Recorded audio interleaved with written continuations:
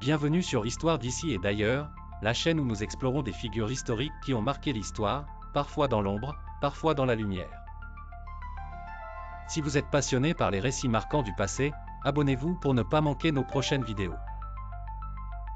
Aujourd'hui, nous allons parler d'une figure controversée qui a laissé une empreinte indélébile dans l'histoire de la Colombie et du trafic de drogue, Pablo Escobar. Pablo Emilio Escobar Gaviria est né le 1er décembre 1949 dans une famille modeste à Rio Negro, en Colombie. Dans les années 1970, il commence sa carrière criminelle par des petits vols et du trafic de cigarettes, mais c'est dans le trafic de cocaïne qu'il trouve sa véritable fortune. Avec la montée en puissance de la demande de cocaïne aux États-Unis, Escobar transforme son cartel de Medellín en l'un des plus puissants réseaux criminels du monde.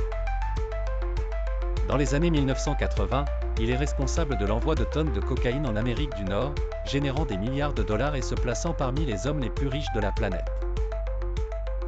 À son apogée, il contrôlait environ 80% du trafic mondial de cocaïne. Escobar n'était pas seulement un narcotrafiquant, il était aussi un maître de la manipulation politique.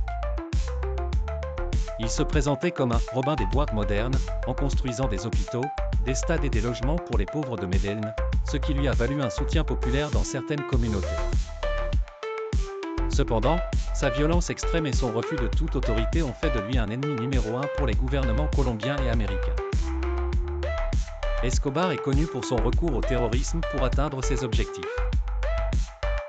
Ses campagnes sanglantes incluaient des assassinats de juges, de policiers, de journalistes et de politiciens.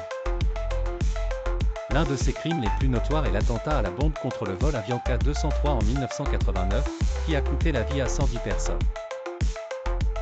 En réponse à cette violence, les forces de l'ordre colombiennes et américaines lancèrent une chasse à l'homme implacable.